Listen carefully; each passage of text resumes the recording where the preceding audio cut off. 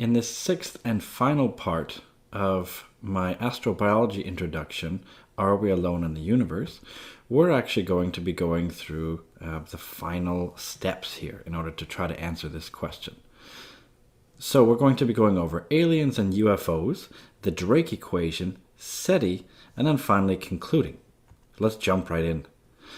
Before anything else, I'd like to show you what is, I think, my favorite picture. So I'm going to explain a little bit. It was taken by the Hubble Space Telescope, and it was done over a long period of time, and it's called the Extreme Deep Field, or XDF for short. That's why they have a little capital X here, so the Extreme Deep Field. Now what they did here, they tried to take sort of the best picture you can possibly take. So in order to understand why this is difficult, just imagine you're in a dark room, but you're with your friends and you have, let's say, your camera phone, maybe it's your iPhone or whatever you're using, and you ask your friends to stay still for a picture. Now, of course, when it's dark and if you don't use a flash, you try to take your picture and everything looks blurry.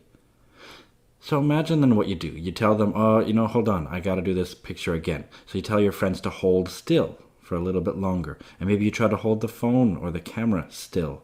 And that way then you can take a better picture. Now that's because not enough light is getting into the little detector in the camera. And so what you have to do then is hold the camera really still and take a longer exposure. Well, this is taken to the extreme. What they did with the Hubble Space Telescope, they tried to take a really dark spot in the sky. So imagine this is just a little dark spot in the sky. The moon wasn't that close. It's just to show you the size of the moon compared to this little area that they looked at here. So they looked at this tiny little region in the sky, a really dark spot, and they focused their efforts on this one same spot. So instead of you telling your friends, to stay still for a few seconds, let's say, they did this over a period of, what's equivalent to 23 days. Now, this was actually done. There was another deep field picture taken. It was actually called the deep field. And then they did another one called the ultra deep field. And they did one even deeper. So they called it extreme deep field. And when I say deep, I mean longer exposure. So it's like leaving the shutter open for longer. Now the reason you have to do this, if you want to see really, really far away, then you're going to be looking at really faint little dots. And so you need to leave your shutter open, so to speak, or your camera open for a longer and longer period of time. So this is the longest they've done, and it's around 23 days, which I think is actually really amazing. Okay, so the time was around 23 days. Now this is an area in the constellation Fornax that they did this. Now when they actually did this, this is the picture that they got, and this is, I think, my favorite picture. The reason this is my favorite picture, now this is a huge picture overall. I had to make it smaller just so we could look at it here. But actually, in just this picture, there's more than 5,500 galaxies, which just blows my mind. That means every one of these dots, this dot, this,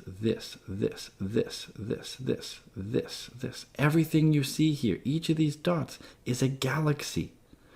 Now, the only exception is this one right here, for example. That's a star, and this here is also a star. These are just stars in the way of your picture. So just try to ignore this star, try to ignore that star. Anything with these weird spikes like this, they're called diffraction spikes, so you can ignore those. But every other dot in here, these are all galaxies. There's 5,500 galaxies just in this ridiculously small little patch of sky.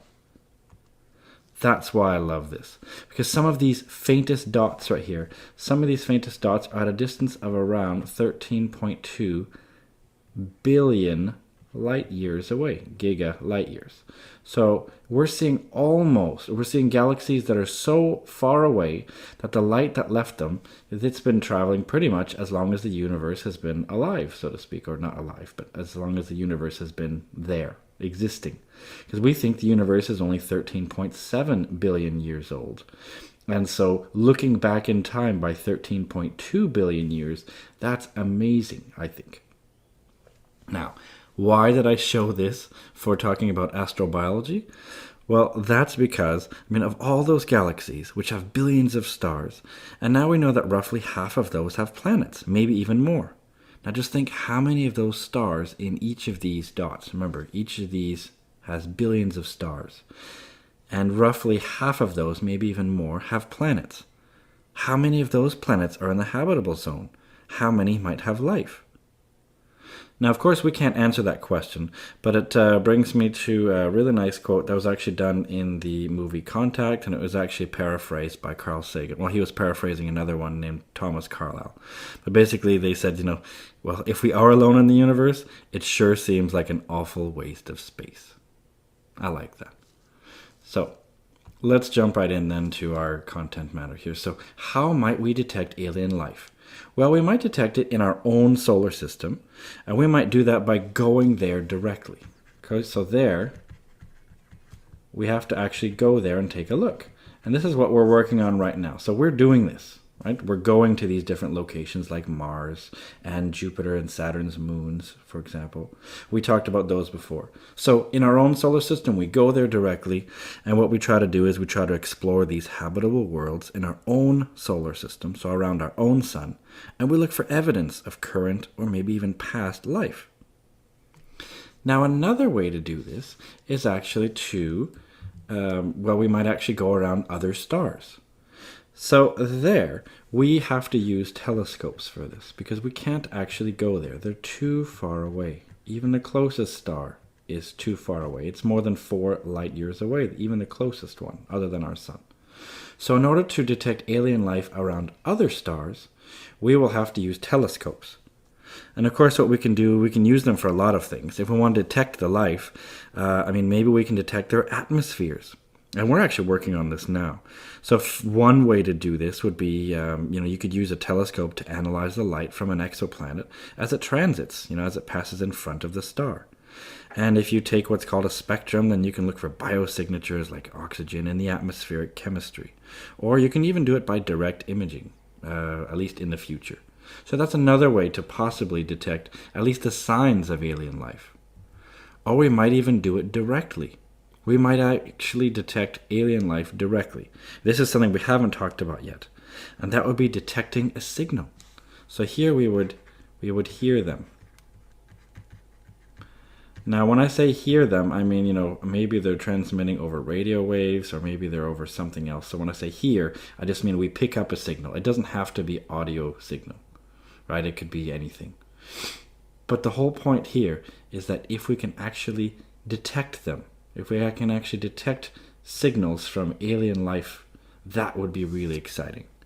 And so we're going to talk a little bit more about this, okay, by detecting a signal sent by some sort of alien life form, hopefully intelligent. Now, we're going to jump right into aliens and UFOs. Now, are they already visiting us? One very direct way to know if we are alone in the universe or not would be to actually meet an alien that comes to visit us. So if they did come to visit us, that would be great. Then we would know that there really are aliens. But there's a problem. There is a lack of evidence. So a lot of people talk about alien abductions and alien visits. But the one thing I want to show you and sort of really highlight is that in science we really want to have evidence. We want to have it to where it's not just one person's eyewitness account, because as we know now that people's account of what happens is actually very unreliable. And so you need more evidence than just saying I saw some weird thing. So we're going to talk a little bit more about that now. So let's jump into, instead of aliens, let's talk more about UFOs. So first of all, what is a UFO? Well, UFO is an acronym. It stands for Unidentified Flying Object. Now, a lot of people assume as soon as the word UFO comes in, they think aliens, right? No, not necessarily. Just the fact that some object is flying and you haven't identified it, it just means something is flying in the air and you don't know what it is. But not knowing what something is doesn't mean it has to be something crazy. It doesn't have to be an alien. It could be just something that you didn't think of right away. And maybe someone else comes up with a better thing. So the fact that it's unidentified just means that you don't know what it is.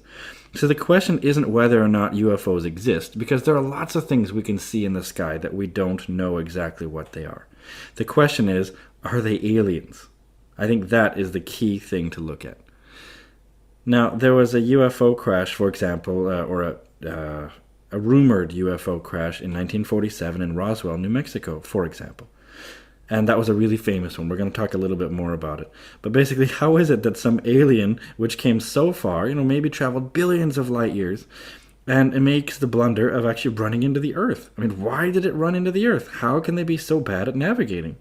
Why are they so interested in visiting Americans is another question I want to know. And also, why are all UFOs seeming to be roughly the same shape, with a few exceptions here? I mean, these are actually some pretty wacky things here, but we can actually look at these. I mean, we can't look at these actual things because I'm not sure if they're actually visiting us. However, I haven't seen one of these, so I don't know. But if I did see one, I would certainly want to try to get some sort of artifact or some sort of proper evidence. Just saying I saw an alien UFO doesn't necessarily mean I really saw that, right? It's all about what can you actually prove? What evidence do we have? Eyewitness account, like I said, very, very unreliable. It's very shaky and dodgy. And taking pictures of it, well, I mean, if you've heard of Photoshop, you can always edit pictures now. You can even edit video. So having a picture or video of it isn't even enough. Maybe you should actually take some piece of technology from them or something like that. And that might be a good proof. Let's go a little bit further though. So this right here there was a study done, and it was actually done by CNN and Time magazine. And what they did is they polled a bunch of Americans. Keep in mind, this was Americans that they asked. And they said, have you or anyone you know ever seen a UFO? It should be ever, not even. Maybe I should change that right now. So it should be, have you ever seen a UFO? And people answered either no, yes, someone I know, or yes, personally. And here are the results. So of Americans who were polled here, 74% said, no, I have not seen a UFO. What's surprising, though, is that 17% of people said, yes, someone I know has seen a UFO. And 8% of people actually said, yes, I have personally seen a UFO. Now there they were implying aliens. This is really what they were implying here. This is important because we just talked about what UFO actually means, unidentified. But these are people assuming that these were aliens. Now, do you think a UFO crashed in Roswell in 1947, for example? And of Americans, 65% said yes, they thought it was an alien that crashed. Which is a little bit weird that these numbers right here, that yes, maybe they've seen it, but I mean, 65% of people believed that an alien UFO crashed in Roswell. And 14% said no. Now, of course, these numbers don't quite add up. That's because not everybody wanted to answer, and people answered different things. But this is actually really interesting, I think. So what does this tell us? This tells us that a lot of people think that they've seen aliens, and I wonder, have they actually seen them? I'm not sure. Because you could argue that, well, if something did crash in this location here, for example, some not some spaceship, but some ship of some kind, some craft, then if you didn't know what it is, it's technically unidentified. But here, we're going to use this and mean the loose definition, which a lot of people think of as UFO implies an alien, where it really actually doesn't. It just means it's something that's unidentified. Now, what might UFOs actually be? Because, they are often explained away as natural phenomenon or things that have been man-made. So we mean something that's not extraterrestrial. I don't know if you know what ET means, but that means extra, which means not from Earth. So extra. And T means terrestrial. That means not from Earth. So this right here means not from Earth. This is often what we mean by something that's alien, right? Not from our own planet in some way. So a lot of people think that UFOs are aliens or extraterrestrials of some kind, but actually a lot of these UFO sightings are actually explained by natural phenomena. One of them is meteors, these pieces of rock that are entering our atmosphere and heating up. They could also be really bright stars. Some people have actually thought that UFOs were actually, what they really were bright stars. Now, sometimes people have actually thought that planets were UFOs. And in fact, there's a story about there was a police officer who was actually calling in a UFO sighting, and he was actually driving around saying it was moving around, and it turns out it was just Venus. So he was just following around Venus. But oh well.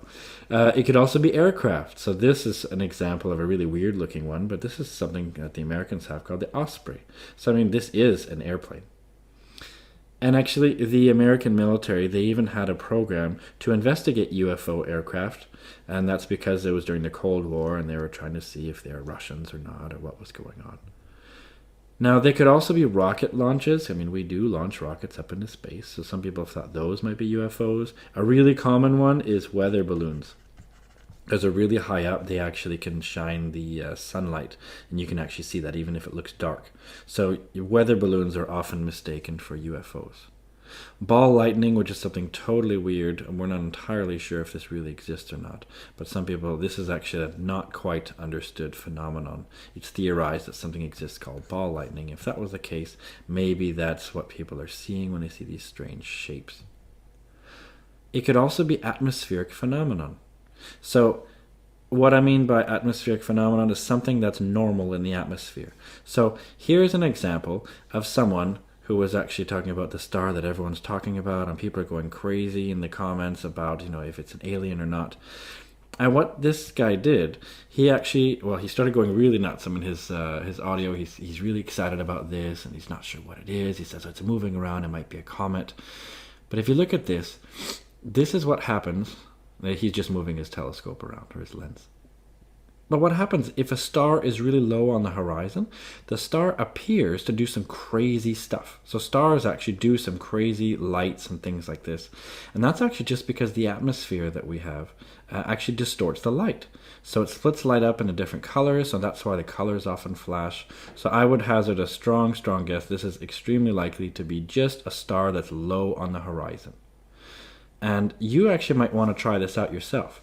Maybe one day, if it's a nice night and you can see clearly, look on the horizon. So look at a star that's low on the sky. So if this is you sort of looking around and here's the different stars in the sky, look for a star that's way over here so that when you're looking at it, you're looking at it very low on the horizon. And look at it maybe with even just binoculars. You'll see it do that. You'll see it do that sort of UFO-looking weirdness. Okay, and it doesn't mean it's a UFO, but it does do some really funny things. And that's actually just because it's a star that's twinkling because of the atmosphere. So sometimes they're explained away by very natural and boring phenomenon.